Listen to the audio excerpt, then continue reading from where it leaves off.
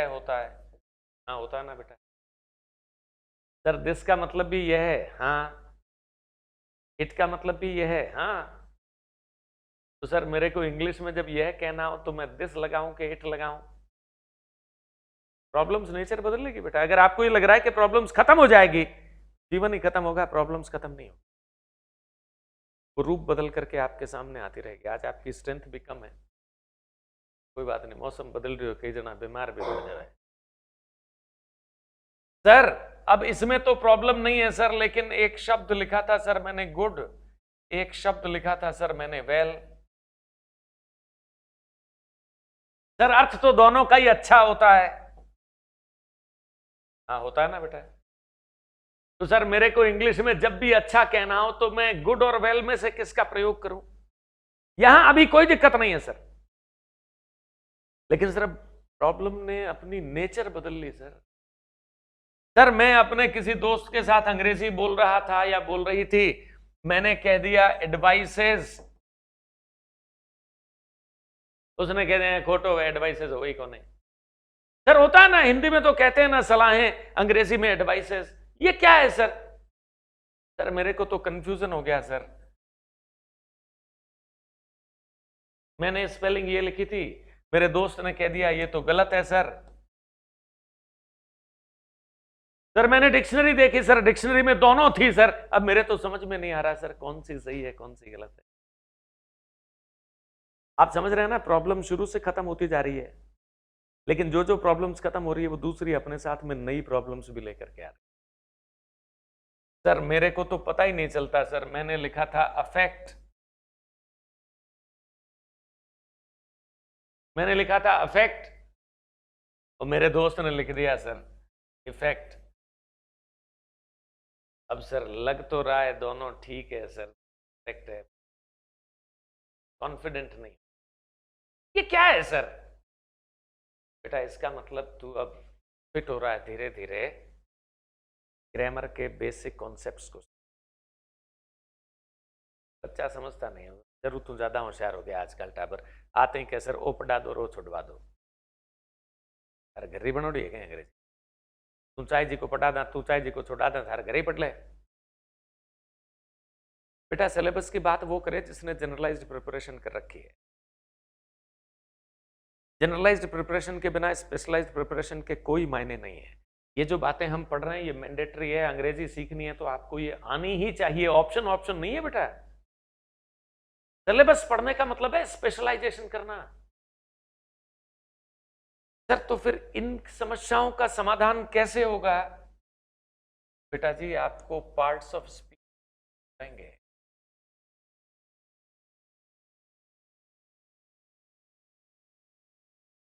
अंग्रेजी की बात बाद में करेंगे, सिलेबस और परफेक्शन और एक्सपर्टीज बाद में देख भैया, 4-6 महीने मेहनत कर सकता है तो कर। पार्ट्स ऑफ अंग्रेजी का कोर है बेटा, ये वो रॉ मटेरियल है जिससे लैंग्वेज बनती है। अगर इस पर आपकी पकड़ नहीं है तो रोज जो अभी प्रॉब्लम्स आपने डिस्कस किए आपको फिर कितने होते हैं सर पार्ट्स ऑफ स्पीच? होते क्या है सर मैं बताता हूं, लेकिन 8 होते हैं। कितने होते हैं? अच्छा ये बाद में लिख लेना, मैं लिखा हुआ छोड़ दूंगा, बाद में लिख लेना आराम से। यानी अंग्रेजी टोटल 8 शब्दों से मिलकर के बनी है। अंग्रेजी में नवा शब्द नहीं होता। बेवकूफ लोगों ने इसको इतनी बड़ी चुनौती बना दिया। अकर्मण्य लोग है ना, बेवकूफ लोग जो करते कुछ नहीं है, रिजल्ट बहुत ज्यादा चाहते हैं। मैं आपसे पिछली क्लास में भी कह रहा था कि सर जो भी आता है वो कोई ना कोई बहाना लेकर के आता है। सर बीकानेर में तो माहौल नहीं है, तो बीकानेर में रहे जी अंग्रेजी सीखी को नहीं।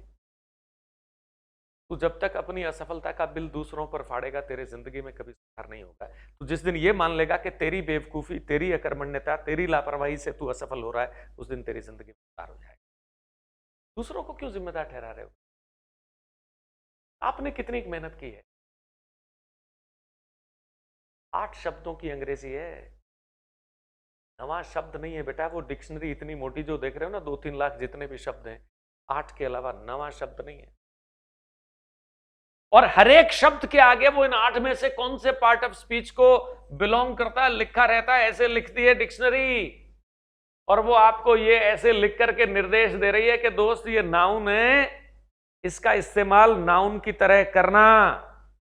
और अगर आपने इस शब्द का प्रयोग नाउन की तरह किया तो आपकी अंग्रेजी में हमेशा करेक्ट होगा। आपने नाउन के अलावा इससे और कोई काम करवा लिया तो इनकरेक्ट हो जाए।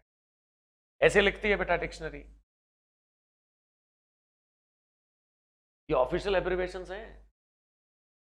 पीआरओ लिख करके डिक्शनरी ने कहा है कि ये प्रोनाउन है। और साथ ही साथ डिक्शनरी ने ये रिस्पॉन्सिबिलिटी भी आपको दे दी कि बेटा जी इस शब्द का प्रयोग अपनी अंग्रेजी में प्रोनाउन की तरह करें। अगर आपने इसको प्रोनाउन के अलावा और किसी तरीके से इस्तेमाल करवा लिया तो आपका सेंटेंस गलत हो जाएगा। सही और गलत क्या होता है बेटा? सही और गलत क्या है? जो शब्द जो काम कर सकता है उस शब्द से वही काम करवाइए, सही। और जो शब्द जो काम नहीं कर सकता उससे कोई दूसरा काम करवाओगे तो गलत। यही तो है ना। और मैं आपको ये मैकेनिज्म सिखा दूंगा, अंग्रेजी का इंजीनियर बना करके भेज दूंगा। देखते हैं दुनिया के कौन से एग्जाम में तेरा पेन अटकता है। अब तू पढ़ ही नहीं जी करो तो इलाज मार खाना है कौन। लेकिन अगर तू पढ़ना चाहता है तो तेरा पेन नहीं अटकने दूंगा बेटा। डिक्शनरी ऐसे लिखती है और हमारे लिए निर्देश है कि ये वर्ब है, इसका इस्तेमाल अपनी अंग्रेजी में जब तक वर्ब के रूप में करोगे करेक्ट होगा बेटा जी। आपने इसको वर्ब के अलावा और किसी तरीके से इस्तेमाल करवा लिया तो आपका सेंटेंस। ऐसे लिखती है डिक्शनरी। अच्छा ये सब ऑफिशियल एब्रिविएशन है बेटा, मेरे बनाए हुए नहीं है। डिक्शनरी में ऐसे ही मिलेंगे एडीजे, इसका मतलब एडिशनल डिस्ट्रिक्ट जज नहीं। Adjective right pronunciation D is not spoken but adjective. आप अंग्रेज को नहीं, एडजेक्टिव ठीक है। आपने फूट एडजेक्टिव तो डिक्शनरी कह रही है कि दोस्त ये एडजेक्टिव है, इसका इस्तेमाल एडजेक्टिव करना। एडजेक्टिव के अलावा तूने इससे दूसरी कोई पंचायती करवाई तो तेरा सेंटेंस। और ये बातें मैं ठहर ठहर करके इसलिए बोल रहा हूं कि आपके सबकॉन्शियस में बैठ जाएं। अंग्रेजी का कोर सेक्टर पढ़ा रहा हूं, के बिना अंग्रेजी बनेगी नहीं बेटा जी, रटना पड़ेगा। रटोगे कितना? ये लिखती है डिक्शनरी एडीवी एडवर्ब, मतलब इस शब्द का प्रयोग एडवर्ब की तरह करोगे तो करेक्ट होगा बेटा जी। आपने इसको एडवर्ब के अलावा और किसी तरीके से इस्तेमाल करवा लिया तो आपका सेंटेंस क्या कमांडिंग पोजीशन हो बेटा। आपका पेन जो भी शब्द लिखे उस शब्द के बारे में आपको वो सब कुछ आता हो जो दुनिया की किसी ग्रामर की किताब में लिखा है। आप इस बात की कल्पना करके देखें। मुझे नहीं पता आप क्या सोच करके क्लास में आते, लेकिन मुझे जिंदगी में ना तो हारना पसंद है और ना सेकंड पोजीशन। आग लग जाती है मेरे। आप कभी ये कल्पना करते हो कि किसी मंच से उतरो बहुत शानदार अंग्रेजी बोल करके और लोग आपकी प्रशंसा में तालियां बजाएं? आप कभी कल्पना करते हो कि आप कुछ भी लिखें और उसमें कुछ गलत ना हो? और इवन जिन लोगों से गलतियां हो रही है वो आपके पास में आए और उसका समाधान पूछे। अगर ये आपके अंदर नहीं पैदा करिए, ये आपका मोटिवेशन है जो लगातार काम करवाएगा आपसे, वरना दूसरी कोई चीज मोटिवेट कर नहीं सकेगी। यार आप उस दिन की कल्पना करें बेटा, 8 शब्दों की अंग्रेजी है, 8 में से 5 मैंने आपके सामने लिख दिए, होते तो 3 और हैं। प्रीपोजिशन, कंजंक्शन और इंटरजेक्शन। कंजंक्शन और इंटरजेक्शन को मैं पढ़ने की विषय वस्तु नहीं मानता। प्रीपोजिशन 5-10% क्लास में पढ़ा जाता है, बाकी मीनिंग्स की तरह रटा जाता है। आप मेरे से जानना चाहें सर कि अफ्रेड के बाद में ऑफ क्यों लगा, कोई नियम नहीं है दोस्त। ऑफ प्रीपोजिशन है, डिक्शनरी करी है इसलिए लगा। क्लासरूम टीचिंग इसकी मैक्सिमम 10% है, बाकी रटना पड़ेगा मीनिंग। पढ़ने के लिए ये 5 चीजें हैं बेटा जी, और इन 5 पर कमांड कर लेने से लैंग्वेज के इंजीनियर बन जाओगे। क्योंकि यार अगर ट्यूशन करने के बाद में भी पूछना पड़े बेटा कि सर देखो ना मेरा सेंटेंस सही है कि गलत है, फिर क्या ट्यूशन, क्यों समय खराब कर रहे हैं? जिंदगी में सवाल नहीं पूछा एक भी, अगर मेरे साथ मेरे तरीके से मेहनत, और मेहनत नहीं की बेटा तो तू सवाल पूछ। तेरे सवाल पूछने की रिक्वायरमेंट खत्म।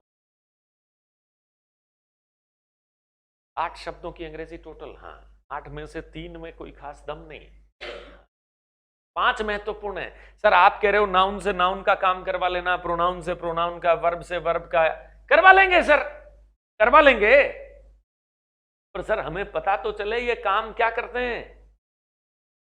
आप हमें ये सिखा दो सर ये काम क्या करते हैं, थोड़ा सा अभ्यास करवा दो सर, उसके बाद में आप हमारे सेंटेंसेस को करेक्ट देख लोगे।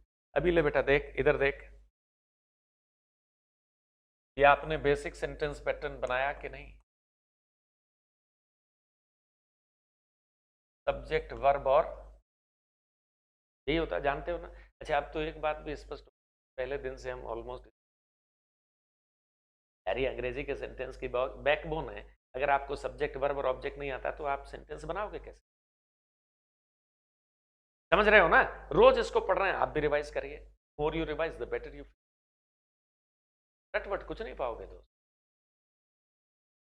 कॉन्सेप्चुअल क्लियरेंस का मुकाबला नहीं है, याद रखना। जानते हो ना basic sentence pattern, subject verb और ऑब्जेक्ट। अब सुन मेरी बात को गौर से, इधर देख बोर्ड की तरफ।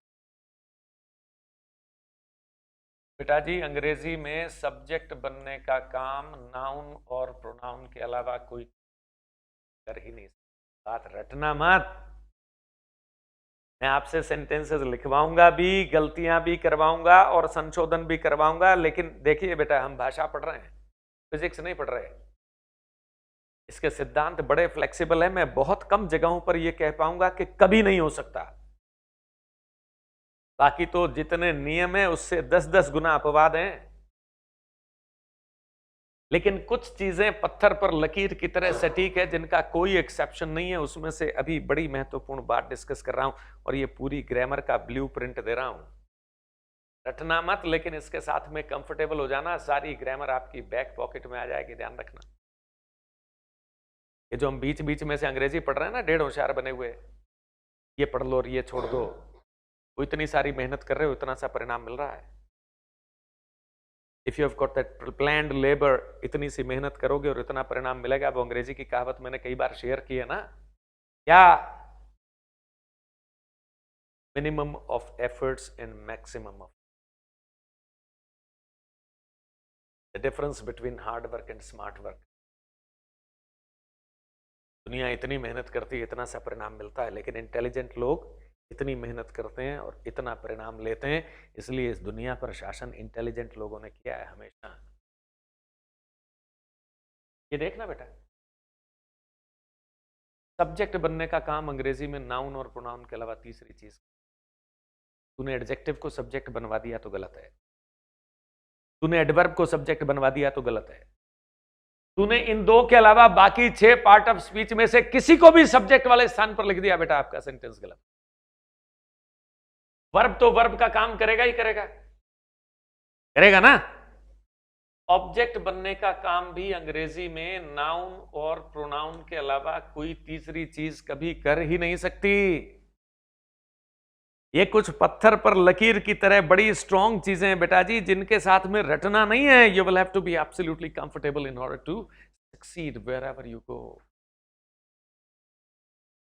आप नाउन प्रोनाउन की इंपॉर्टेंस का अंदाजा देखो यार। अब तो नहीं बेटा, पर बिल्कुल शुरुआती दौर में जब मैंने अंग्रेजी, आज से 25-26 साल पहले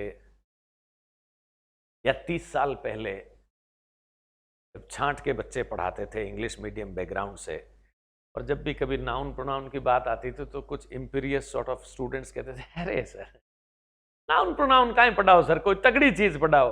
अच्छा तगड़ी पढ़ाओ, क्यों नाउन प्रोनाउन क्यों नहीं पढ़ाए? सर बच्चों वाली है सर, मुझे आती है। फिर मैं 10 सेंटेंस लिखवाता, उससे एक भी करेक्ट नहीं होता तो पता चलता, अरे सर के बिना तो अंग्रेजी की शुरुआत नहीं हो सकती। बच्चों वाला ज्ञान मत समझ, अंग्रेजी की शुरुआत करनी है तो नाउन पढ़ना पड़ेगा दोस्त। तो 2-4 बार ठोकरें खाने के बाद में फिर पंचायती बंद कर देते, फिर जी को कह तो बिन मान लेता। अब तो लफड़ाएं थोड़ी कम हो गए, पर 25-30 साल पहले मैं भी टाबरी हो हम उम्र होता जन थोड़ी सी लफड़ाएं भी कर लेता।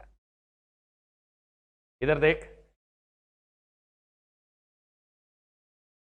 इस नाउन प्रोनाउन के साथ जुड़ करके इसके अर्थ को बेहतरी प्रदान करने का काम सिर्फ वो शब्द करेगा बेटा जी जिसके आगे डिक्शनरी एडजेक्टिव लिखा। आपने एडजेक्टिव को सब्जेक्ट बना दिया, एडजेक्टिव को ऑब्जेक्ट बना दिया, एडजेक्टिव को वर्ब बना दिया, आपका सेंटेंस गलत हो जाएगा। अच्छा, आपने कभी सुना है क्या बेटा गुडिंग? सुना है गुडिंग? गुडिंग क्यों? ओपे कौन है? गुड में आईएनजी में एलर्जी है क्या? नहीं, क्यों नहीं होता गुडिंग? अच्छा, कभी सुना वेलिंग? वेलिंग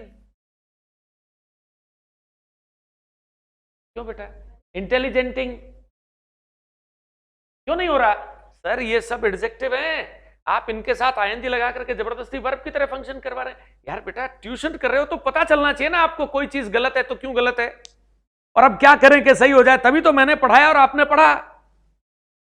आपको एग्जैक्टली पता चलना चाहिए गुडिंग क्यों नहीं होता। बेटा जी गुड एडजेक्टिव है, गुड के आगे डिक्शनरी में एडीजे लिखा है। तो मेरे से गलती क्या हो गई सर? बेटा तूने इसके साथ आईएनजी लगा करके इसको वर्ब की तरह फंक्शन करवा दिया।